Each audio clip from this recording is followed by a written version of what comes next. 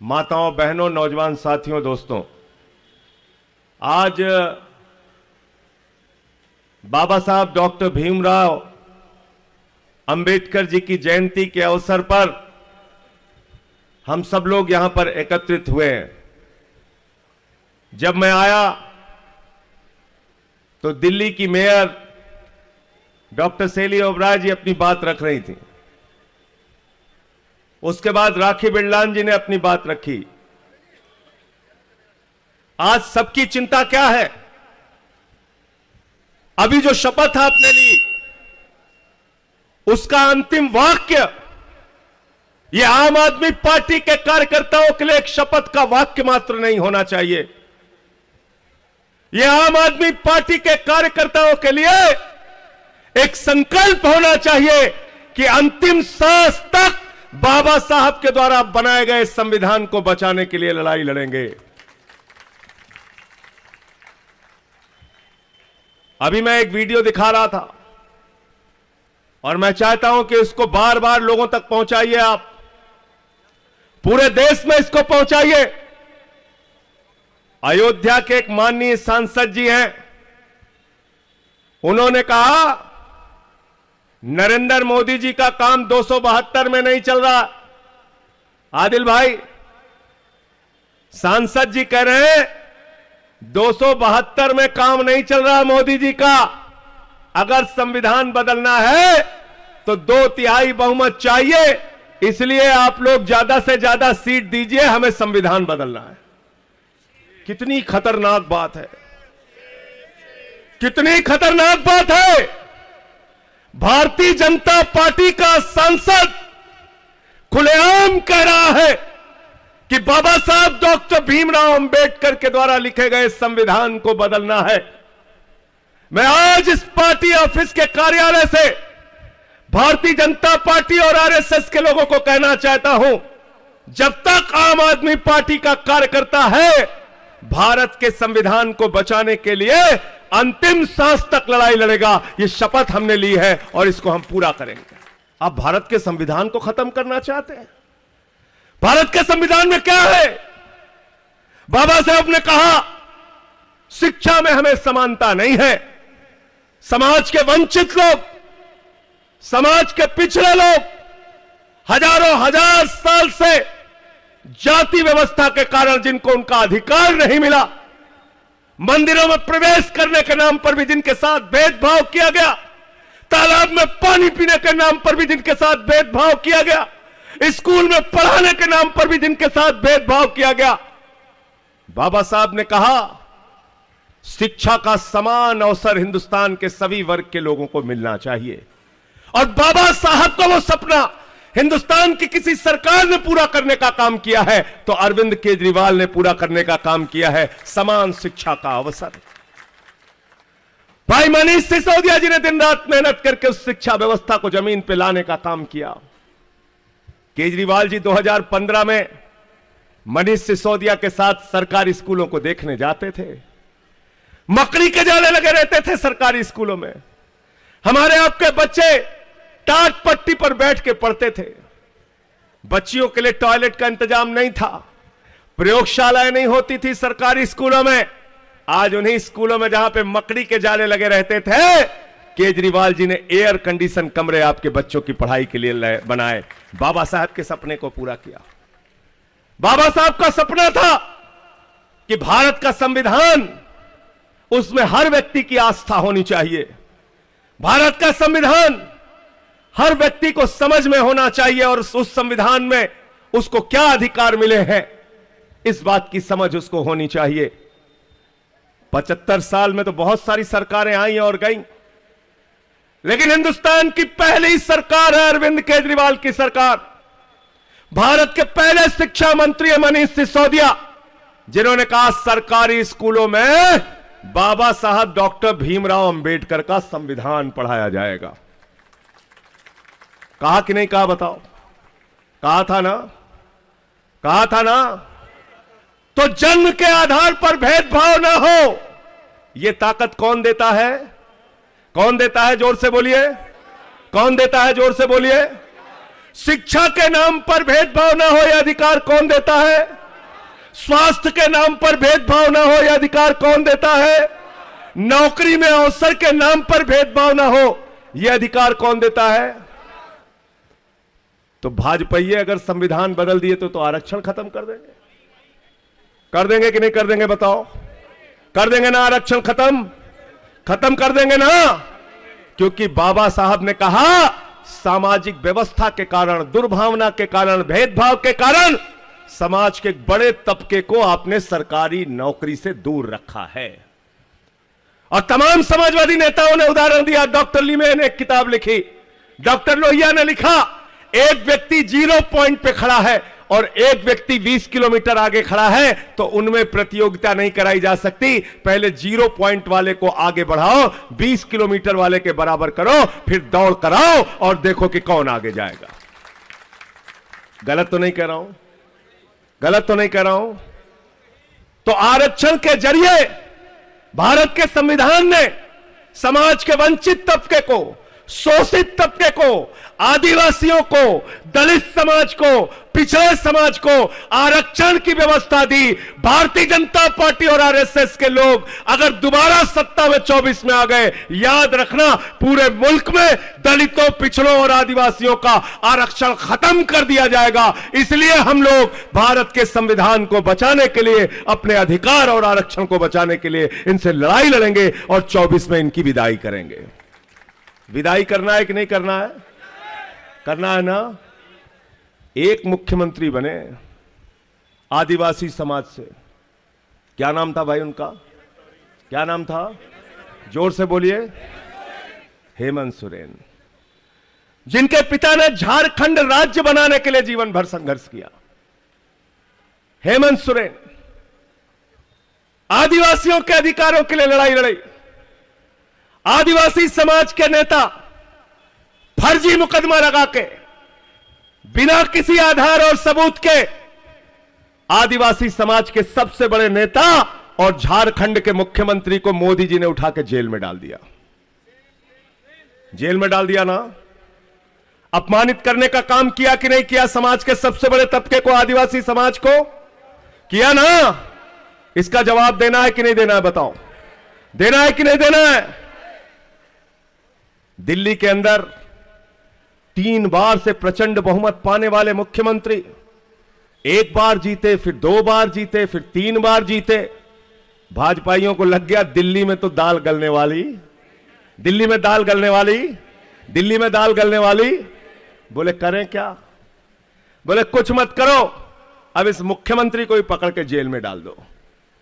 जो मुख्यमंत्री बाबा साहब डॉक्टर भीमराव अंबेडकर के संविधान में लिखी गई एक एक बात को जमीन पे सच कर रहा था, जो मुख्यमंत्री कह रहा था बच्चों को समान शिक्षा मिलेगी, सरकारी स्कूलों में संविधान पढ़ाया जाएगा, दवाएं और इलाज तो मुफ्त मिलेगा, फरिश्ते स्कीम के तहत गरीबों का भी इलाज अगर 50 लाख रुपए भी खर्च होता है तो होगा। माताएं बहनें, मजदूर वर्ग की हमारी माताएं बहनें, जिनके जेब में काम पर जाने के लिए, अपने गंतव्य तक जाने के लिए, अपने कॉलेज जाने के लिए पैसा नहीं होता, उनके लिए बस की फ्री यात्रा की जाएगी, बिजली फ्री देके, पानी फ्री देके, समाज के सबसे अंतिम पायदान पर खड़े हुए व्यक्ति को सुविधा दी जाएगी। जब ये सपना केजरीवाल ने देखा और जमीन पे सच करना शुरू किया तो मोदी जी और भाजपा वाले घबरा गए। बोले अगर ऐसे काम पूरे देश में होने लगा तो हमारी तो दुकान बंद हो जाएगी। दुकान पंजाब पहुंचे, वहां दुकान बंद हो गई भाजपाइयों की। अकाली दल के साथ मिलके लूटखोरी कर रहे थे, वहां से साफ हो गए। गुजरात पहुंचे, 14% वोट लेके आए, 5 विधायक हमारे जीत गए। गोवा पहुंचे, 6.5% वोट लेके आए, 2 विधायक हमारे जीते। 15 साल से एमसीडी में दिल्ली को कूड़ादान बना रखा था भाजपाइयों ने। झाड़ू वाले निकले, मार झाड़ू मार झाड़ू मार झाड़ू, एमसीडी से सारा कूड़ा साफ कर दिया। कर दिया कि नहीं कर दिया भाई? वो पहाड़ नीचे जा रहा है कि ऊपर जा रहा है? वो कूड़े वाला पहाड़ देखा था ना? देखा था ना? नीचे जा रहा है ना।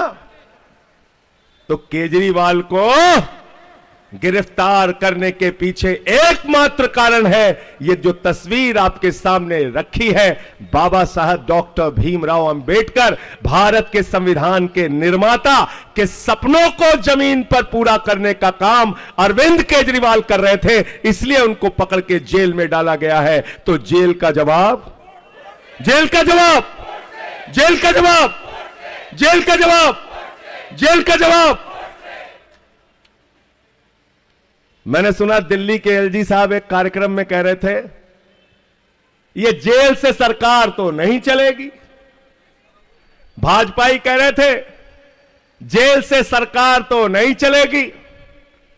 सौरभ भारद्वाज कह रहे थे, आतिशी जी कह रही थी, गोपाल राय कह रहे थे, हम सब लोग कह रहे थे भाई सरकार तो जेल से ही चलेगी, तुमको पीछे हटना पड़ेगा। हम लोग पीछे हटने वाले, पीछे हटने वाले।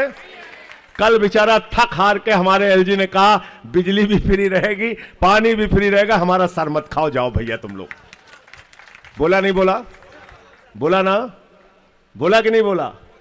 तो इसलिए चिंता मत करना, अरविंद केजरीवाल का आपसे वादा है, और वादा तो तब भी छोटी चीज होती है, गारंटी है, गारंटी। एक एक कही गई बातें पूरा करने का काम करेंगे।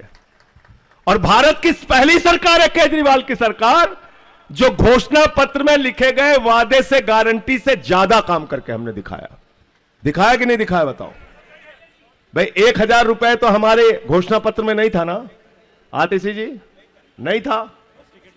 मैं उस समय जेल में था, मैंने टीवी पे देखा तो मेरा सीना चौड़ा हो गया। हमारी माताओं बहनों के आर्थिक संकट को समझने का काम दिल्ली के मुख्यमंत्री ने किया। उनको छोटी छोटी समस्याओं के लिए जो अपने पति का चेहरा देखना पड़ता था, कई बार पति झिझक देता था, नहीं पैसे नहीं देंगे, अरे 50 रुपए चाहिए बेटी के लिए थोड़ा सामान खरीदना, नहीं पैसे नहीं देंगे। अरे वो भाई आया था, सोच रही थी थोड़ा मिठाई मंगा के खिला देती, नहीं पैसे नहीं है, पैसे नहीं देंगे, तुम अपने भाई को मिठाई खिलाना चाहती हो। केजरीवाल ने उस दर्द को समझा और उन्होंने कहा हमारी बहनों को अपने पति का चेहरा छोटी मोटी चीजों के लिए देखने की जरूरत नहीं है, 1000 रुपए प्रति माह।